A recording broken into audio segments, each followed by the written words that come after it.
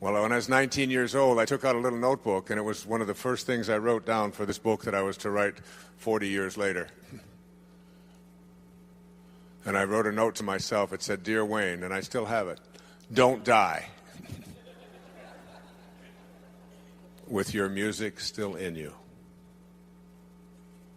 And it became a theme in my life that all of us show up here into this world.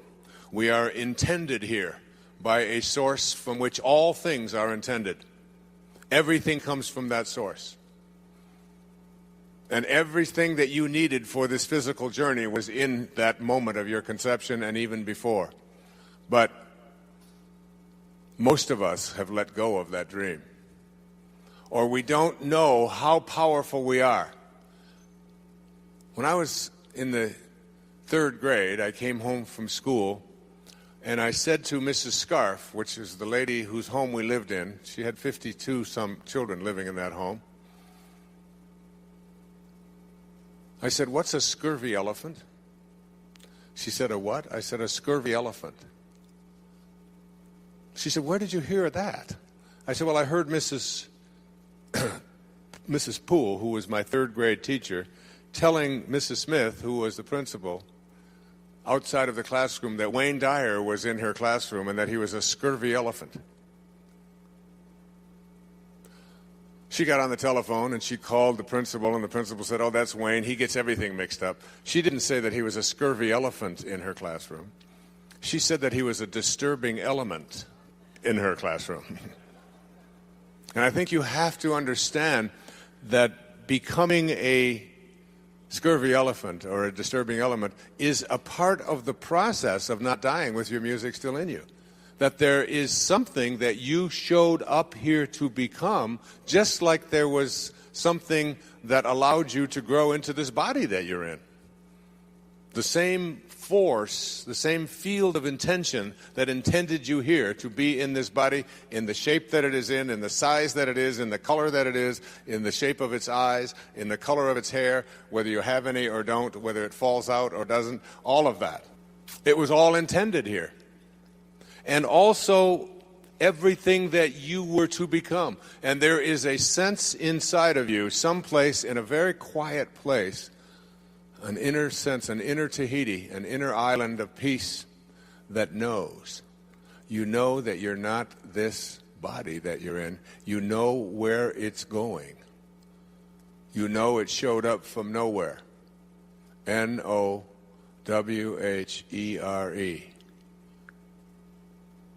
And when it went from nowhere, it showed up in now here. Nowhere. It's all the same, just a little question of spacing. So now you're in now here, most of you. And you look around and you look at yourself and you watch your body go through its motions, and where the hell do you think it's going? Back to nowhere.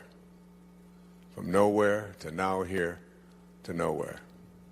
But while it's here, there is something burning inside every one of us. And all we have to do is understand that strangest secret. And the strangest secret is we become what we think about. Our thoughts are the magic elixir.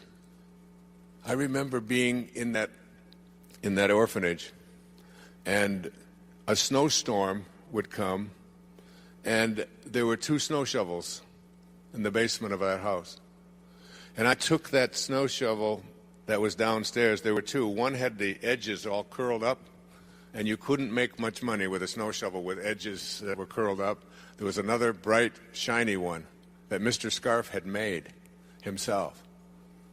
And I used to go down there when it would start snowing, and it seemed to snow a lot more in those days than it does today. And I would sleep with that snow shovel. And I would go outside at 5 o'clock in the morning, wake myself up, 5, 6 o'clock in the morning, and I would shovel everybody's walk on Tucker Street. Everybody. I didn't ask if it was okay and would you like me to and could I and maybe and so on. I just took the initiative and I went out there and shoveled their snow. And then I went back later that morning with my best little Oliver routine, because I was cute. It may not look like it now, but I was then. Cute little blonde hair, and I had little, and I would stand there, and I would just tell them that I shoveled your snow for you this morning. And sometimes I get a nickel or a dime. I even got a quarter a couple of times. Doesn't sound like much, but that's $4,000 in today's money, okay? And it wasn't like there was something in here that said, this is what you do, and you act upon what it is that you feel in here, because that thought that you have is something in the Course in Miracles that says, when I take this microphone to speak, and I'm being introduced as Gary was introducing me, I repeat a line from A Course in Miracles.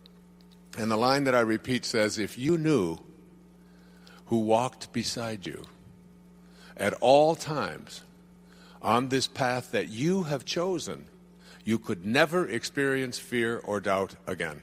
You couldn't do it if you had a knowing that you weren't alone. If you knew it from in here with that burning desire. And it is that connection, it is the ability to go and connect to that. The ancient Zen proverb says, when the student is ready, the teacher will appear. Let's examine the 4 key words in this Zen proverb. Student. Be a student. Stay open and willing to learn from everyone and anyone. Every single person you encounter in your lifetime has something to teach you. The ability to create real magic involves, first of all, being a student of life. Ready. This translates to being a willing student. As a student who is ready, you are eager for what it is that everyone and everything has to offer you. Teacher. The teacher is everywhere. The assistance you need will be provided by the universe as soon as you convert your readiness to willingness. Once you are willing, you will find teachers in every niche of your life. When you, the student, are ready and willing, the teacher will show up. You simply have to look around, open your new eyes, and silently ask yourself, who is my teacher? Appear. The teacher is making an appearance in everything and everyone you encounter. Today, as you are getting your life on purpose and gaining the ability to make miracles show up in your life, you will recognize the teacher. Once you feel yourself open enough to experience your own purpose for being here, and you have opened yourself up to receiving divine assistance by being a willing student, you will be ready to believe in your own capacity for becoming your very own miracle worker. When I talk about the world of real magic and miracles, I'm not referring to turning rocks into gold or raising the dead or commanding the seas to part. I'm discussing whatever you have considered beyond your ability to create for yourself because of limitations you believe you have. I want you to cultivate the foundation for creating real magic in any area that you would like. You must begin by examining your life focus and beliefs before attempting to implement any real magic strategies. I have identified 7 beliefs that can help you tap the power of real magic. Number 1, there's an invisible but knowable life force within you. Try cultivating an awareness of the invisible life force that suffuses all form in the universe, including your own physical body. This is the same universal intelligence that directs a rose to be a rose, the planets to align and move through space, and you to be you.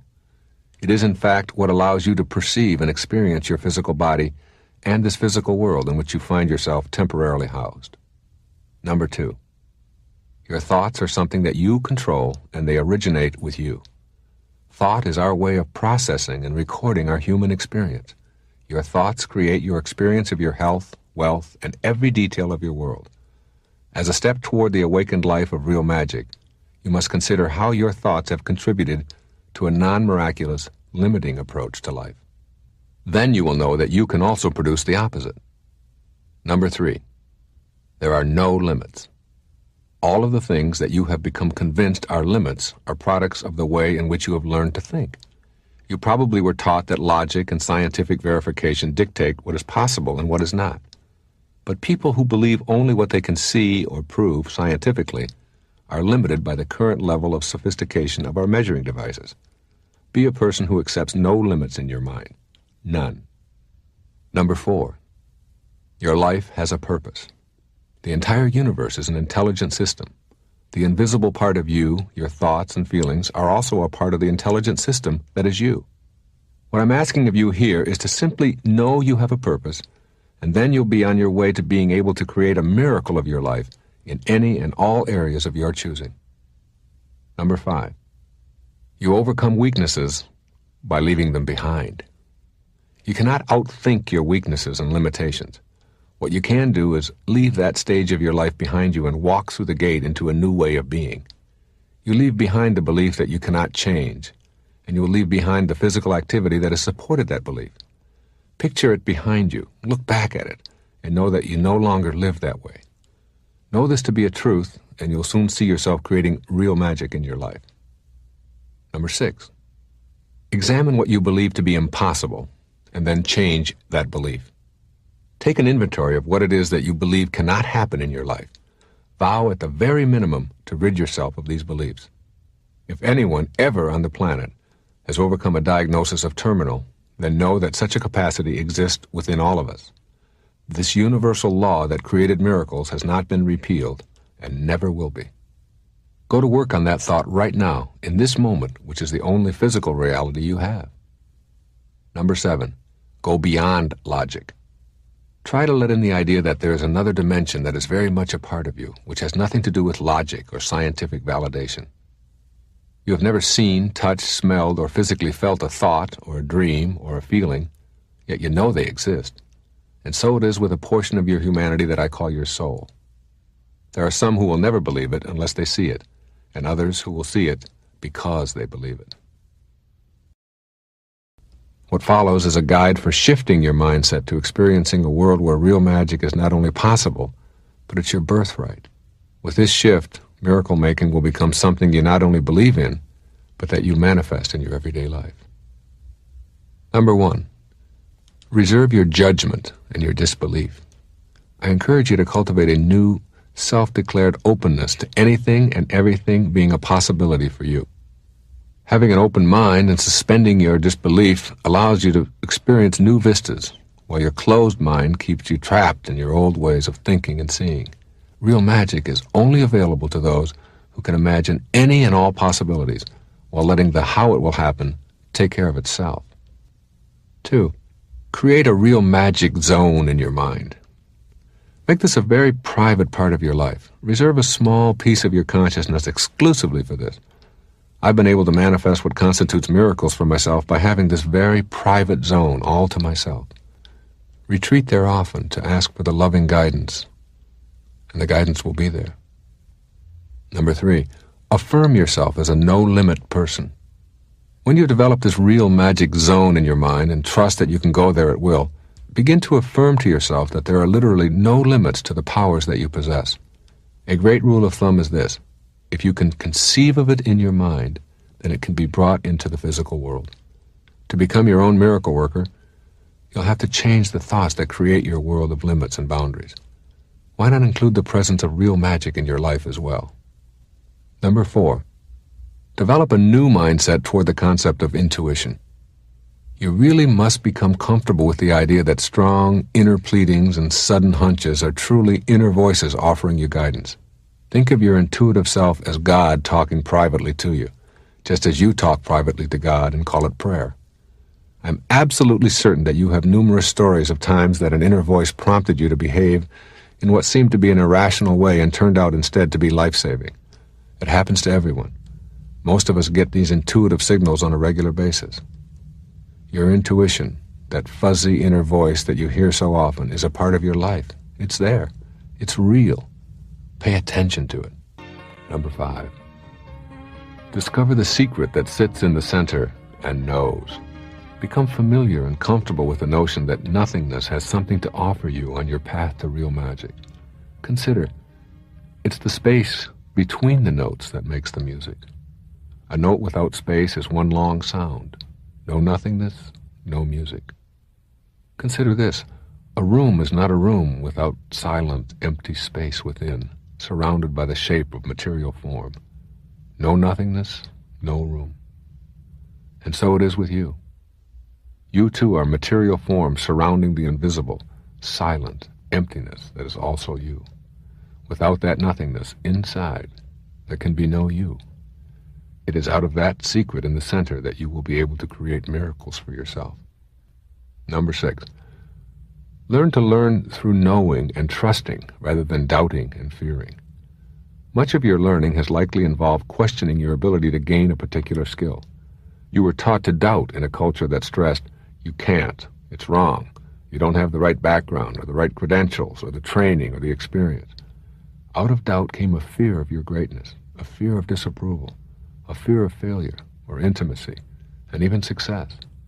If you want to become acquainted with real magic, fear and doubt must be replaced with trust and a strong reliance on internal knowing.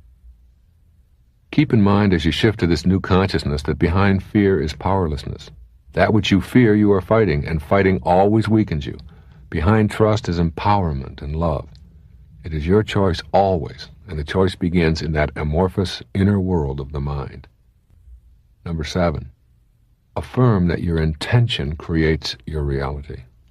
Memorize and continually remind yourself, my intention creates my reality. Intention is the energy of your soul coming into contact with your physical reality. What you see around you, who you associate with, how you function daily, and virtually everything about the physical you is a result of your intentions or how your thoughts became energized into action. Creating miracles in your life comes from your intention to do so. Not your wish, not your desire, not your goal, your intention. Then and only then, you'll begin to turn that same potential into your reality in the material world. Number 8. Experience surrender and satori. Surrendering is the equivalent of putting inspiration into your life. When you are inspired, you feel purposeful. When you trust in the invisible intelligence of the universe, you feel guided. It can happen in a moment, and it often occurs just that quickly. In Zen, they call this process satori, which translates roughly to instant awakening. This feeling of satori is a result of an inner decision to be at harmony with yourself and your physical world. It's really a decision to surrender. Number 9. Learn to act as if the life you visualize is already here. Act as if that which you perceive in your mind is already here in the physical world. You create your thoughts create your intentions create your reality. Consequently, you must begin to ignore your own doubt about the importance of your inner world and start acting as if the images you desire are already your reality. If you want to be confident but don't normally act that way, today, just this once, act in the physical world the way that you believe a confident person would. This is how miracle-minded people really act in their lives. Try it. Number 10. Live according to your spiritual self first and your physical self second. In developing your mindset for real magic, you must begin the process of living primarily according to your spiritual self. Miracles will only occur if the choices you are making are in concert with your spiritual self. Your first responsibility is to your spiritual side. Consult your mind before acting, and therefore become authentic to yourself. It is nothing more than an internal shift. There is no need to rid yourself of physical habits nor pretend that your physical longings don't exist.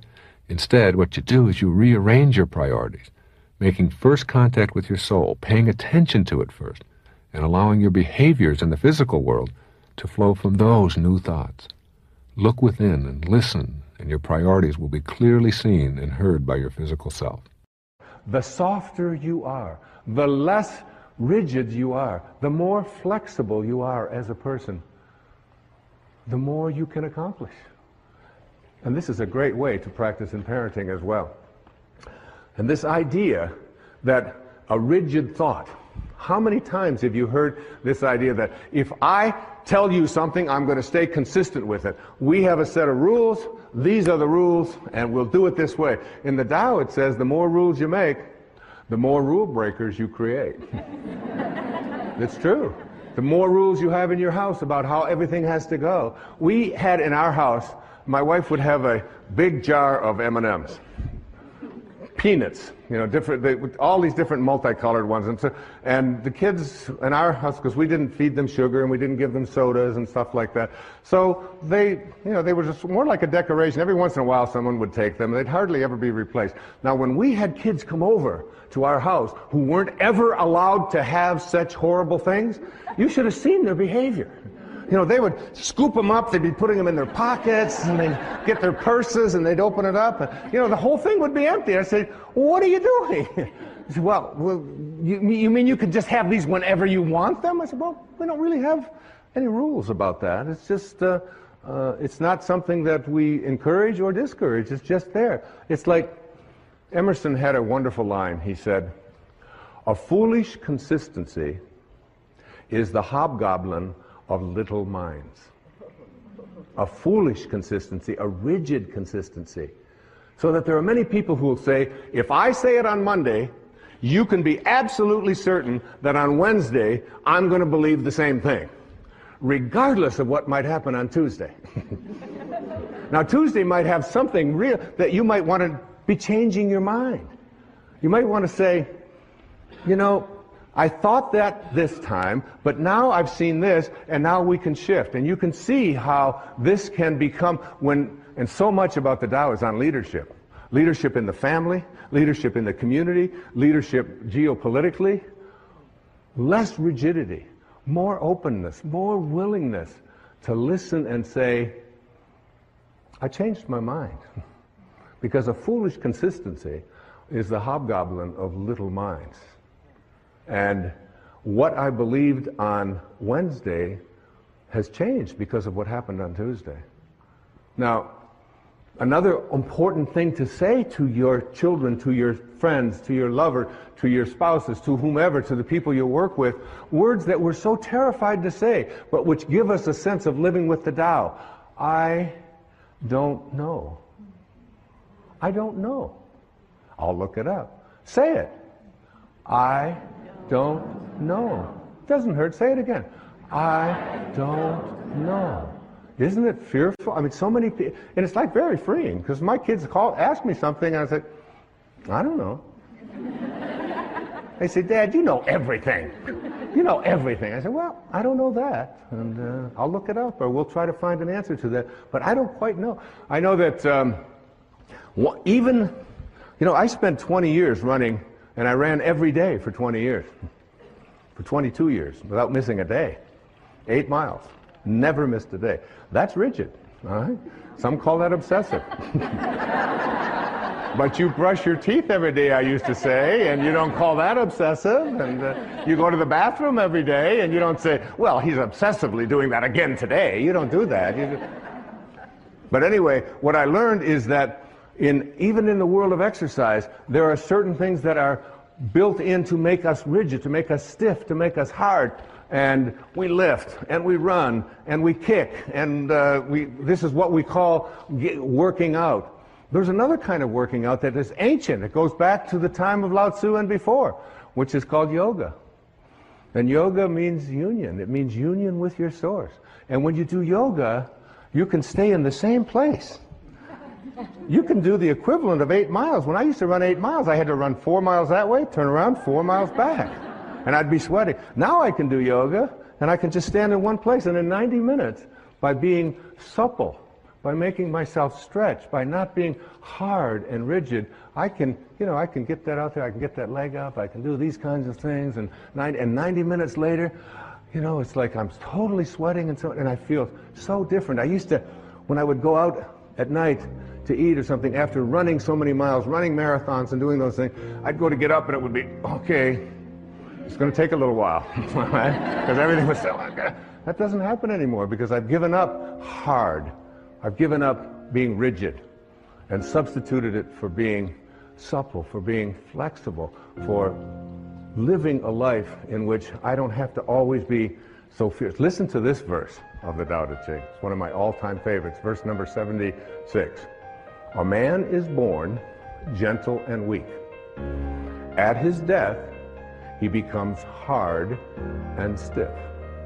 All things, including the grass and the trees, are soft and pliable in life. dry and brittle in death. Stiffness is thus a companion in death. Flexibility is a companion in life. And it's not just for how you exercise, it's how you think, how you think. It's all of it is there to teach us something grand and something delightful, and that helps us move to higher and more spiritual places. So the way that you eliminate adversity is literally to be thankful for it and to say thank you for everything that is showing up in my life. It is going to teach me something profound. And some of the most difficult and very troublesome kinds of things that have occurred to me in my life, what I thought were at the time, have taught me how to be a better writer, a better speaker, a kinder person, a better human being. Because true nobility, it's not about being better than other people. It's about being better than you used to be. And the way that you get better at being than you used to be is by having these challenges show up and then transcending them and overcoming them. I don't look back on my days of drinking, which stopped 17 years ago, as anything other than great and wonderful events that helped me. All of that drinking and all of the behavior and the drugs that I did and all of those kinds of things have helped me to become a stronger, more purified, more decent, better human being, better husband, better father, better speaker, better man as a person.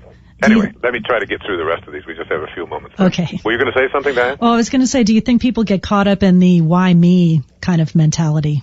Yeah, I think they do. Instead of saying, why not me? Thank you. Thank you for all of it, every single bit of it. I mean, there's a slogan here on Maui that says, no rain, no rainbows. So I always remind people of that whenever there's a rainy day and the tourists are all here and they're all upset about the rain. I say, but you see all those rainbows that you just love every day? They have rainbows over here on the island. You can't have them without the rain. And I think it's a good symbol for our lives. One of the things that Gandhi said that's really, I think, very important is that there's more to life than making things go faster and making it always increase our speed. That the idea that we have to get there fast, we have to be ahead of the other person, slowing ourselves down. In the 26th verse of the Tao that I was writing about this morning, it talks about the stillness, about being able to that stillness is the mother of unrest. In other words, the master of unrest. In other words, in order to be able to get to a place where you are no longer filled with unrest, you have to go to this place of stillness, this place of quiet, this place of peace that is within each and every one of us. And that means not telling yourself that you have to be there ahead of the other guy, not rushing through the traffic lights, but meditating your way through when a yellow light comes, instead of rushing through it, that's just a habit. Instead of that, just slowing down, putting your foot on the brake and saying, thank you for 1 minute to just sit here and be at peace and be kind and be in a sense of harmony with my source, which is always at peace.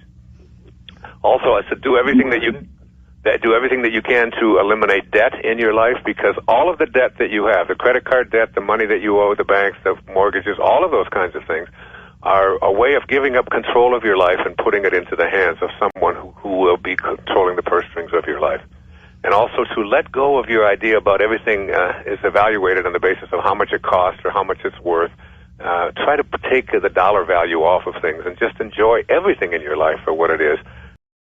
I'm going through something right now, and I'm kind of wanting to know why all this is happening to me in my life. At 15, my dad died unexpectedly of, an aortic aneurysm, and then I dealt with that somewhat decent. I don't want to say great, but I was only 15. And then I got married, and my husband and I struggled for 4.5 years to get pregnant, with one miscarriage along the way.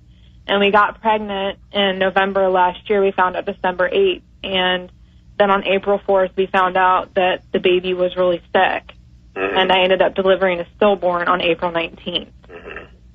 And I'm just not quite sure why all this is happening and how to get through it. Yeah, I can hear your pain.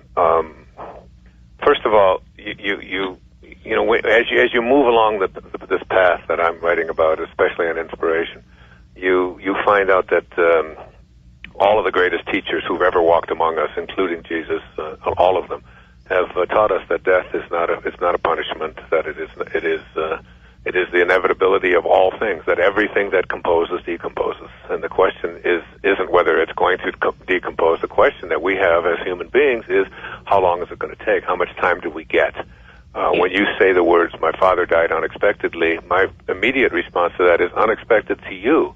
Yes. But not to God, and not, and that the moment that your father was conceived and the moment that he showed up on this planet, his birth was here, independent of his opinion about it, and so was his death. And the same is true of the miscarriages that you've had and the stillbirths that you've had. That there's a perfection in all of this, and that these souls who showed up very, very temporarily, and then for whatever reason that none of us will ever be privy to, weren't ready to show up into this world. What you are doing with it is you're taking it personally. You're saying to yourself that, why me, and how could something so terrible as this happen, and how much of this kind of thing do I have to put up with before I'll have peace in my life?